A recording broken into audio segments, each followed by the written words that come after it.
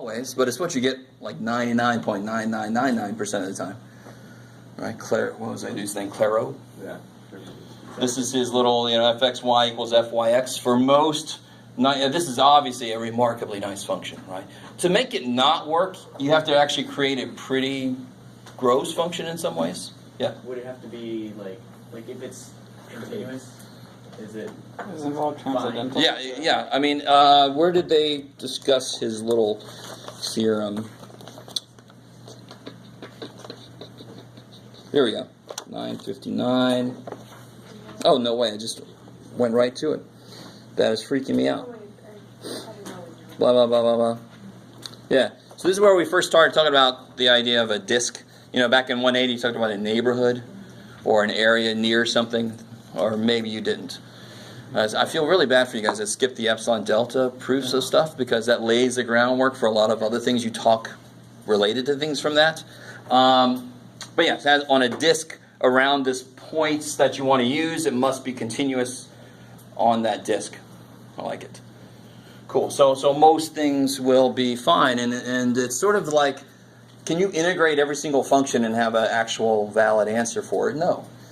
So the ones that don't work, they're pretty obvious that they don't work, so you just don't do it. Or you say the answer is going to be infinite because I'm going to get an infinite area if I try to do this. Now, some of them are not so obvious.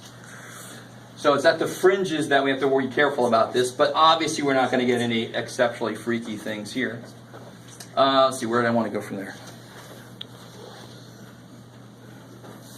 Oh, okay, cool, beautiful.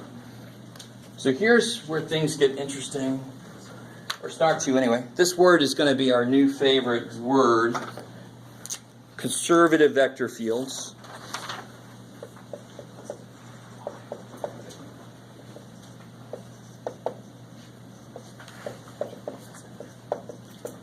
Oh, yes, 3 words. I mean that one. All right. So if I'm given a vector field, if I can show that if there exists f such that f such that the gradient of f equals this vector field that I'm looking at, then it's a conservative vector field. If I know it's a conservative vector field, I'm going to know all this other stuff about it, which is really awesome. But right now, we're just defining what it means. Is that related to like conservative forces like gravity? You got it.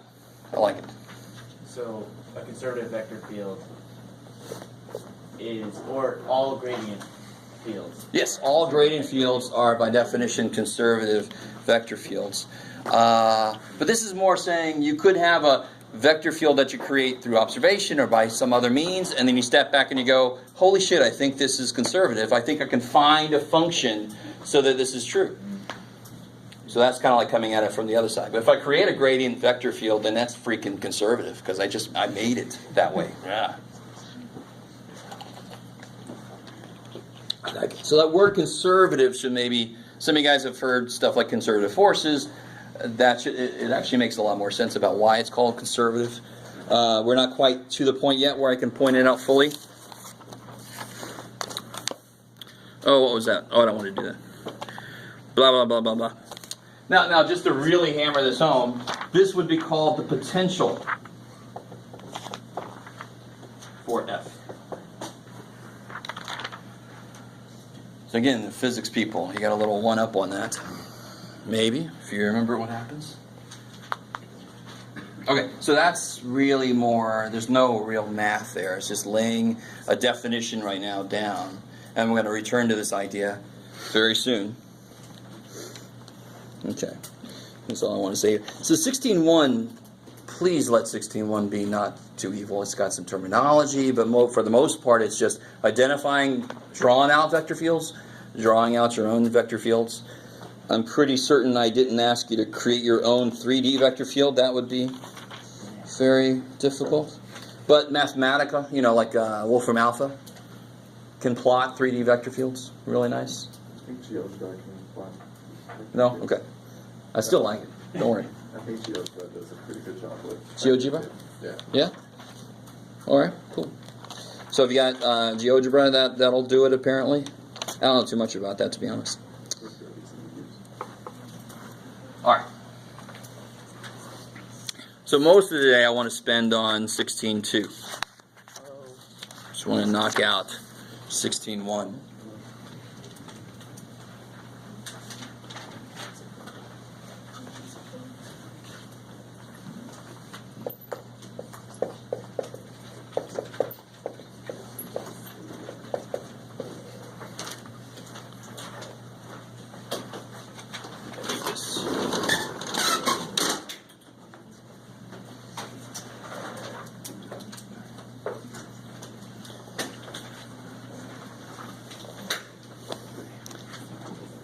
Now all right.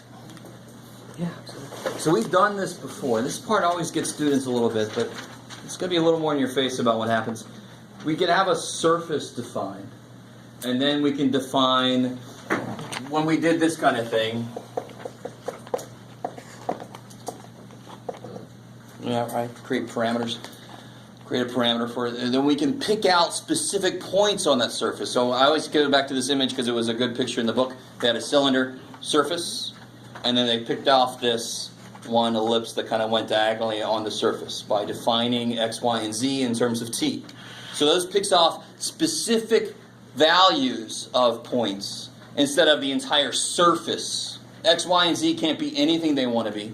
They have to be dependent on this t. So that's why it picks off specific values. So what we did before today was, for example, one thing we did was we had an input plane, and then we had these output functions, and we can define we defined how to find a volume under some surface, right? Using intervals.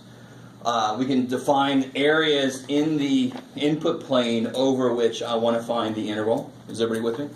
I like it. You're like, okay. So now we're going to take that one step further. Instead of saying, I just want, over this area, I want to know how much volume there is between that part and the surface. Now I can say, if I took this path, how much area would be above that path? So it's sort of like slicing in a very strange way. You have this knife that's shaped like this. Slice, right? Why? I don't know what you're doing. But, it's your life. So let me see. I want to approach this. So say we have, let's get rid of it.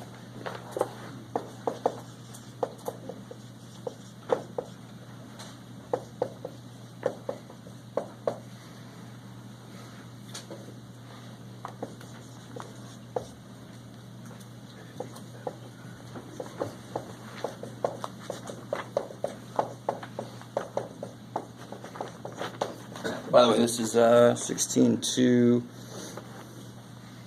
Yeah, okay. And this is some function like this f is our f of x, y. So it's not only defined on this curve, C, so it could be defined for the entire xy plane, but I have to have it defined obviously on this curve that I'm going to try to analyze, right? Okay, that's a good condition to start with. It's got to be defined on the part where you want to look at. That makes sense. But it's just one of our normal f of x, y. Z equals x squared plus y or something, whatever. Blah, blah, blah, blah, blah. Oh, I want one step two. That's a little bit in our future, sorry. Let's stick with 2 dimensions for right now. Then, this is going to look a little bit different.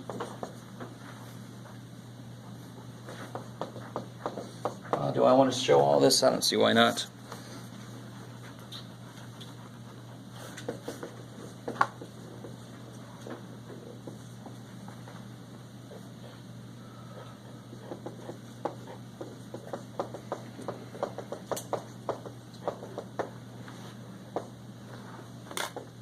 Alright, so let me show you this image because of course I just turned all this stuff off.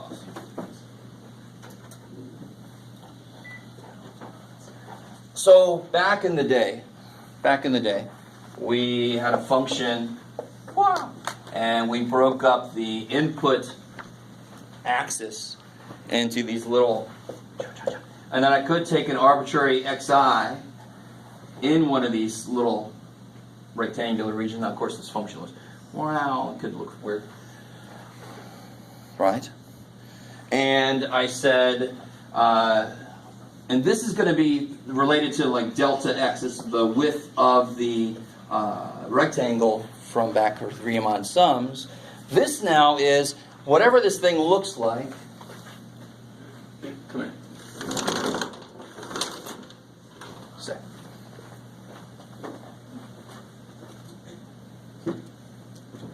I love this full picture. Stay. So now think about, so again, the weird thing is you can't quite exactly do this, but when I first talk about the parameter t, I like to talk about a t-axis in a way. So according to the variable t, this is a straight line, and that's why this is called a line integral. Because t just varies from whatever, it's from a to b, just like x goes from a to b. It has no idea that it's doing something funky in our interpretation of it. But this is that from P0 to P1, that's like our first little rectangle, and so above that would be, the surface, whatever the surface is doing. So I can take any point in between that over this little delta S, this little arc length piece. All right, I like it. And of course, if I multiply, so it's exactly like the delta x times the f to be the height of the rectangle times the width of the rectangle. It's the exact same damn thing, except now I've taken my x-axis and I've basically said, well, now you can do weird shit like that. Okay, maybe. So this has a lot of analogies to the old, delta x, f of xi kind of stuff. It's exactly the same idea. Because I have forced this to be an area above this line. I'm not letting there be an area over which I want to find a volume. I'm letting there be a line over which I want to find the area. Okay, maybe. Wikipedia has an awesome little animation. Sweet, I like it. Yes? So when we do this, what we're going to have to... obviously you can't just use dt. Right? Yes, we can. You can? Yes, we'll get there. Okay. It's crazy. And I love what this ends up coming to be. So I want to see, maybe I can just get there. Just going to force it to happen. All right, somebody cool with what's up there. You shouldn't even be writing notes, to be honest, because most of the stuff is just talked about in the book. I try to make sure I use the same notation they do. Okay.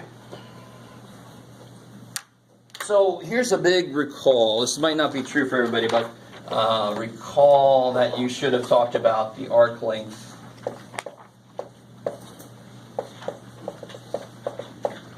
I know I did this with my students, but I can't say the same for everybody. I think we did this earlier. Oh, we did this semester? Okay. So maybe, well, there you go. It wasn't a false statement. I just showed my poor memory by using the way I did. But that's the idea behind that is remarkably simple. It's beautiful. You can see the Pythagorean theorem happening there, dx, dt, and then this would be dl. You integrate, you get the full length. Ooh, it's amazing. This is a lot like if I do this, for example, right? Or I can just make this dA. That's going to be the area, right? I'm going to make this dx just because. Blah, blah, blah. So, remember, the silly thing we did was we used double integrals to calculate areas. If I let the inside function be 1, that's what I'm going to get. Is everybody cool with that? Do you remember that? I thought it was volume. So, no, if I do a triple integral, then it would be volume. Because then I have 3 dimensions. I like it. Here I only have 2 dimensions. Cool. I like it. So what's really, really funny is, if integrating this, and this turns out, this piece turns out to be ds. So if integrating, well, I don't want to get too deep into that. If I integrate this to get the length, then how do I get the value of the function over this? Then I just do this.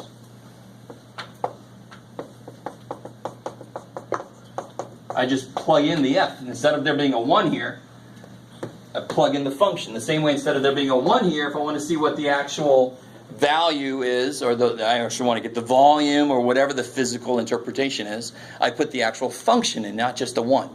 I actually want to take the step into the 3rd dimension then. Where am I at? Oh, yeah. Ooh, this looks gross.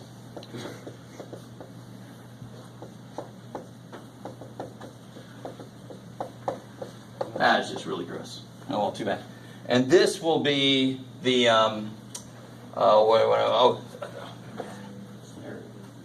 yeah. I don't want to say this. Yeah. Okay. Good. Now I want you to realize something. All right. First off, does everybody sort of get the analogy I'm trying to make between a 1 there and a function there versus a 1 here and a function here, right? That's sort of the shortcut way to explain why the integral is this, right? And we're at the time of the year where I have to take a few shortcuts. Yes? Just like over there, it's you got dx dy is the base of the region, and then the height, and then here it's the dt is the Yeah. and then there's the height. Exactly. So that dt is, like I said, there's sort of could be considered to be a t-axis. And over that t-axis, I'm looking at what this function is doing. This is the little correction multiplier here, right? And what would really be here is ds, right? And so to make it in terms of t, like you thought we might not be able to, I have to figure out how does t relate to s. It's related like this. Do I want to get into that? Blah, blah, blah. No. I'll just let that go. Okay.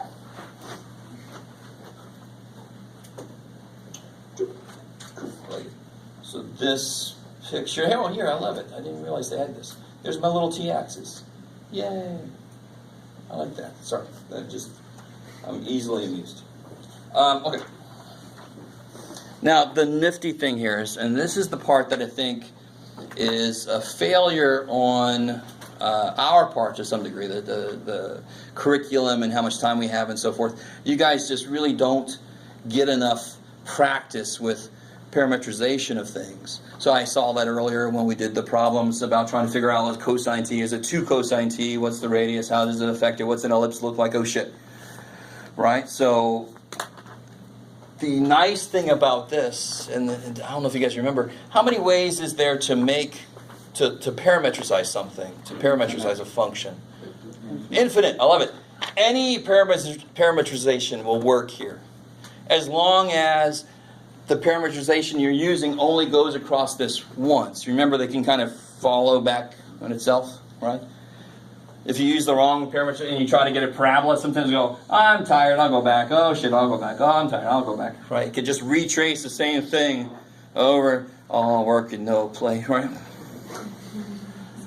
So any of these will work. Anything will work as long as you make sure that the t values, your endpoints, only allow you to traverse that once. I like it. Also, they haven't put that on here yet, because here they're just trying to make the point of how to put this thing together. Well, I guess when we get to the later parts here. Where is your finger? There it is, Jeff. Yay. Direction matters here. Right? That should kind of make sense, especially when we get into full vector fields. The direction you go in a vector field matters. So my vector field is wind velocity, and I want to go with the wind. I should probably have an easier time than if I want to go against the wind, right? I like it. I'm not going to do mind work for you. Sorry. All right, blah, blah, blah, blah, blah. Let's see. Do we want to... Let's try one of these out real quick, see what it looks like. So here's all the mess I want to use. Oh, sorry. Before I get too far, thank the gods that we don't always do this. This is officially called the line integral with respect to the arc length.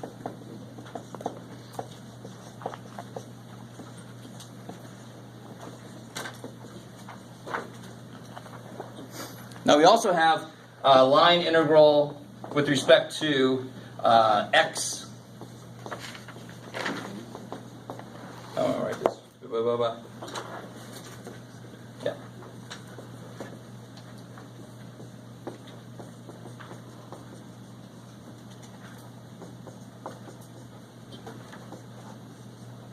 Yeah. Yeah, cool. There's a line integral with respect to x, and then I'm not going to write it with respect to y. I think you should be able to figure that out. Now, let me say this. Right now, this probably doesn't make that much sense yet, but this especially is kind of like, what the hell? we're going to see very soon how it all depends on how you line up. Most of our work with these line integrals will be across vector fields, because that's actually where it's used very often in applications of mathematics. It's used across vector fields. So can you imagine then, what does it sound like I want to use if it all depends on the direction I want my particle or my spaceship or whatever the hell it is to move, depends on if it's moving with the vector field, against the vector field, at a right angle to the vector field. So what should kind of crop up somewhere in my calculations that kind of shows that idea? Cross product. Dial it back just a bit. Dot product. Dot product, totally. Because if I'm going in the direction of the vector field itself, then the full force of that vector field is actually applied to me. If I'm going against it, then it's working against me. So it all depends on the angle I'm making with the vector field itself at those points. So a dot product is going to come into play, which is why this type of thing actually really exists and makes sense, because I'm going to have parts of my function that are only going to be in the x direction and parts that are only going to be in the y direction. And this looks a lot better than this could. For example, right? It's not the only reason we do this, but thank God this does happen often enough. This could become very gross very quickly. Anytime I see a square root inside of an integral, I'm a little concerned. Yes? So is that one there with respect to x or y? That's not like the full-on area. That's something different. That's something different, exactly. Okay. And it really only makes complete sense when you marry it back with its... You can actually add this with its y component. And then that... The weird thing is, I want to show you this because they show this to you in this section. It makes a lot more sense to talk about this after you've discovered how the dot product plays in, because then this kind of thing just naturally spits out. I like it, I like it, I like it. Maybe, maybe. But we're used to doing like partial integration. We've done that kind of thing before. It's not exactly what's going to happen here because everything's going to be a function of t. But that's kind of the idea behind this. All right, I like it. So let's do a couple examples. Some concrete examples, please, your guide, Jeff. Okay. So we got this here.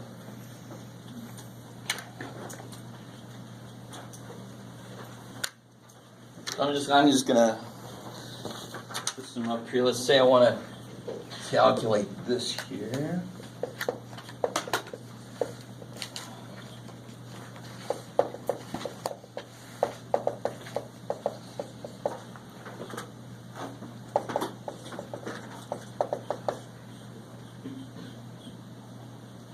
Yeah. Okay. Fine. That's all you gotta say. Yeah. Oh, shit.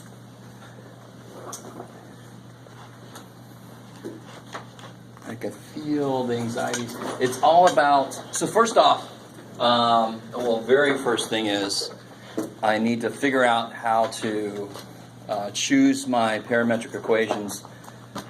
And I've got an infinite number of options, but I want to start with the most basic one, probably. And I've got an nice circle, so obviously what do I want to use? I love it. So it's 16 or a radius, so I want x equal to 4 cosine t, y equal to 4 sine t.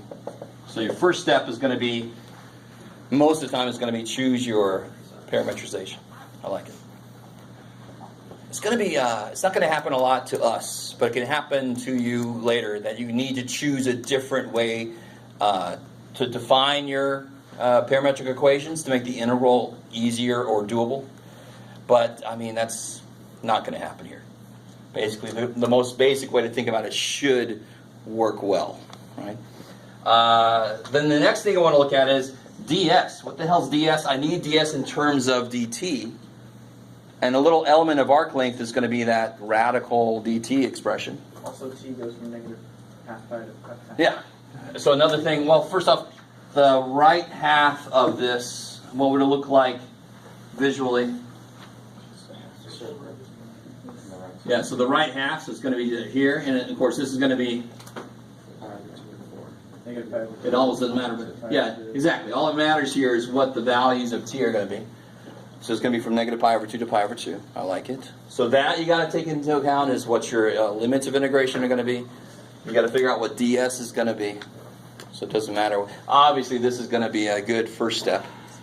So you kind of know what the hell you're going to be using.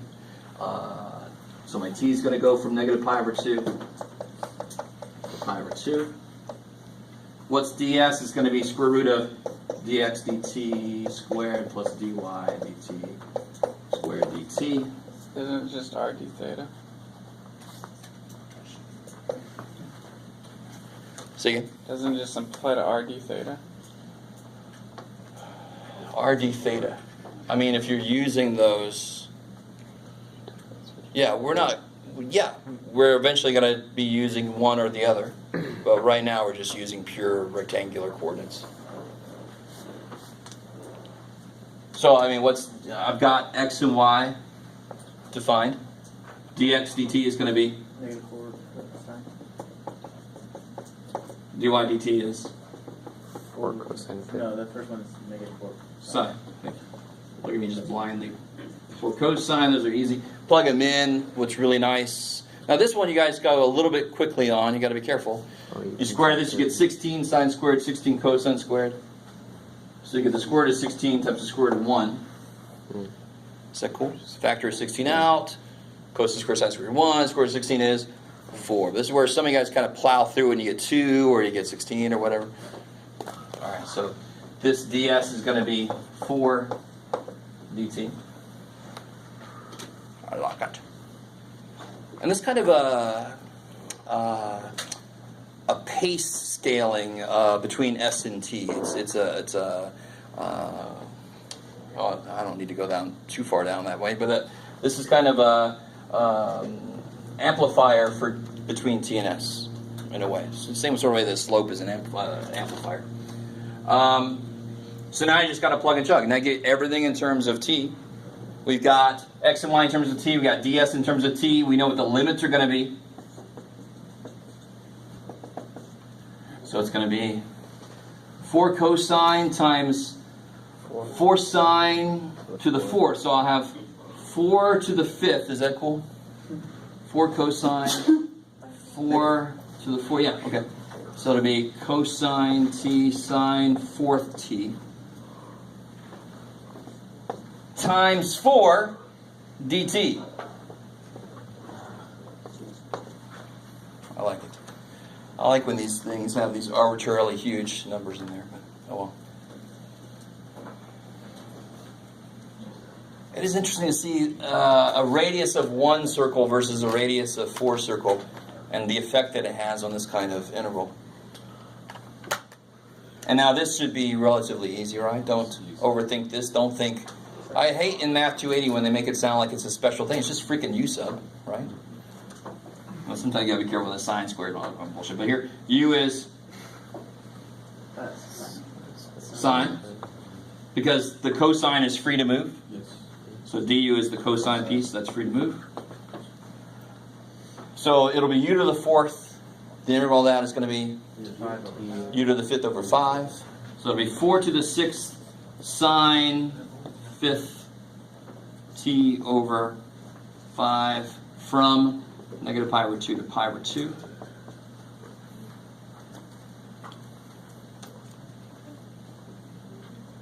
All steps you could take. So I mean, the hardest part will be this part.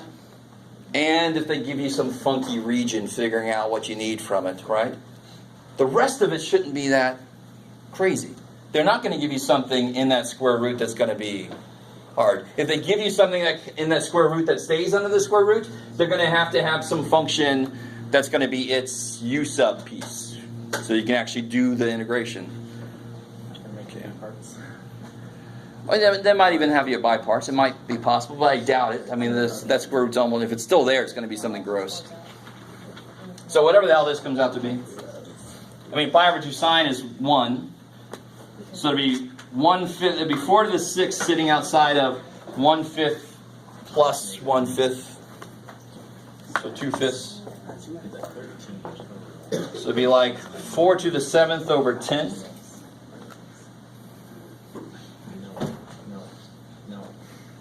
And then whatever 4 to the 7th is, just move the decimal back once. Sure, you can do it that way. 4 to the 2 to the 12 times 2. I like that. Looks better. 4 to the 7th is 2 to the 14th, Yes, exactly. which is wrong Why? because Oh, but I gave myself another 2 to work with. Sorry. Yeah. Divided by 10 is nice. That's why I do that. Enough of that crap. All right. Who cares how the answer looks? Just give me the answer. Plug it in the calculator. All right. But the most important steps are these. If it's a circle, just thank God. Right? Easy to figure out the parameterization. If it's not a circle, then you got to step back and go, oh shit. Let's do another one here. Let's see. Oh, good. We're doing pretty good on time. Let's do one that's a little different, not a circle. Should we go with the one from that one? I like that one. Almost. Sure. Do I need you anymore? Probably right after I turn it off. and of course if it's an ellipse, then it's just like if there was a 4 in front of the y, then it would just be an 8 cosine, an 8 sine theta for the y piece. So if you had like 4x squared plus y squared equals 16, right? Well, that would be 4 sine theta. Do you guys see that? But that only has to be 2 over 2 sine theta. exactly. That's the way I look at it. So I wouldn't necessarily make it equal to 1. It's easier when it's in this format because you can just do what I just did. It's not too bad. But obviously the coefficient